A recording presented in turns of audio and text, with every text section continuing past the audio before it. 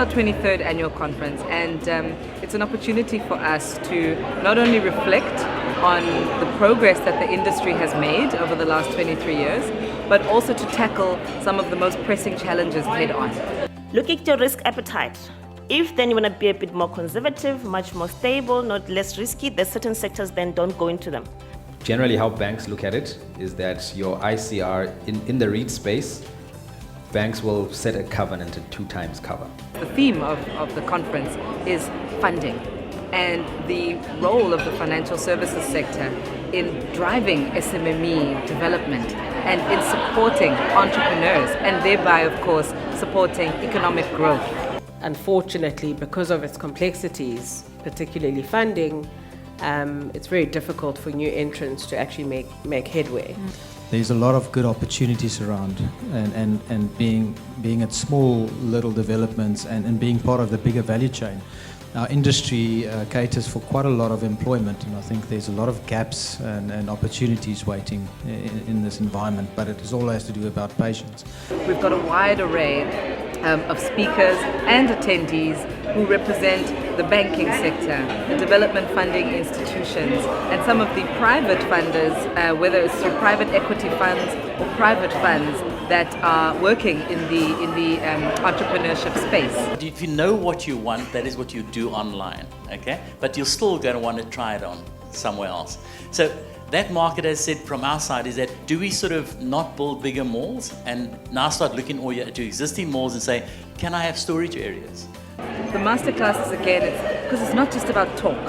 We have to equip people with the hard skills to be able to grow and manage successful businesses. And we recognize that. We recognize the need for high quality skills transfer, but not just skills transfer, exchanging, understanding how things work, understanding, because that's often part of the challenge. You know, people have great ideas, but often they don't necessarily have the tools and the understanding to be able to convert those ideas into bankable deals, into bankable projects. Because everybody continuously says, I mean, even so 1994 so far away, is that where do we find black professionals?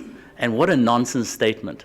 So we've got to make sure that we're visible as professionals. We've been able to debate and deliberate over some of the more macro issues that affect new entrants and particularly new black entrants in our sector. And I think it's been a really effective program.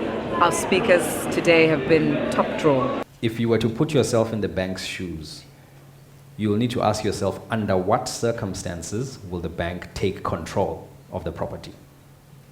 It is not the same set of circumstances that the owner has control. I think it depends on also market dynamics. When the market is running, very easy to kind of say, you know, this is perceived market value, even if you're wearing a lender's hat. Our economy is categorized by big business, big corporates. But really, at this stage in our development, we should be at least 60% SMME driven. We are far from that reality. And a big part of that lies in the unavailability and the lack of support for new entrants who are seen as risky, who are seen as not having track record, etc. But we need to understand who we are. We are a developing country. We need to have a developmental mandate.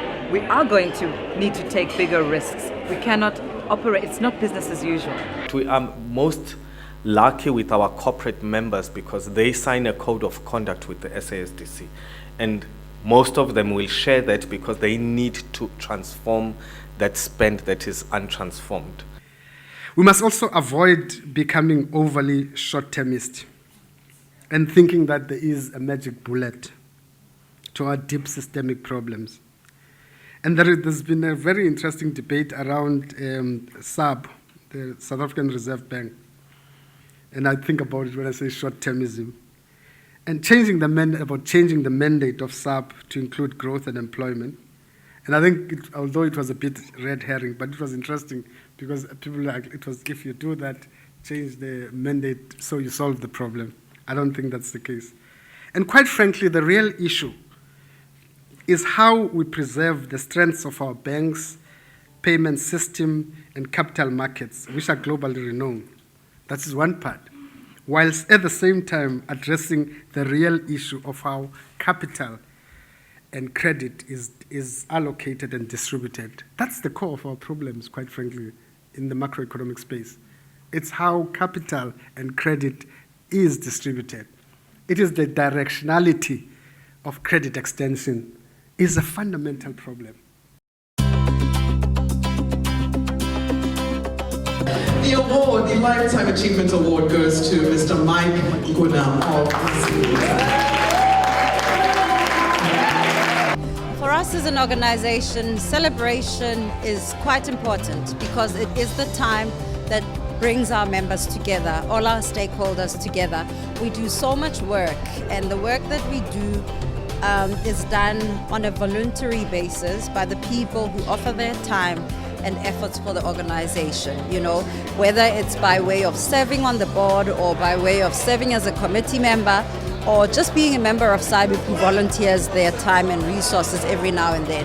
So when we are able to come together like this and network and have our members exchange ideas, this is actually where all the deal making happens. This is where people get to connect at a much more social level, and they're able to grow their own networks and be able to, you know, realize some of the projects that wouldn't have possibly taken off if they hadn't connected in this informal type of setting.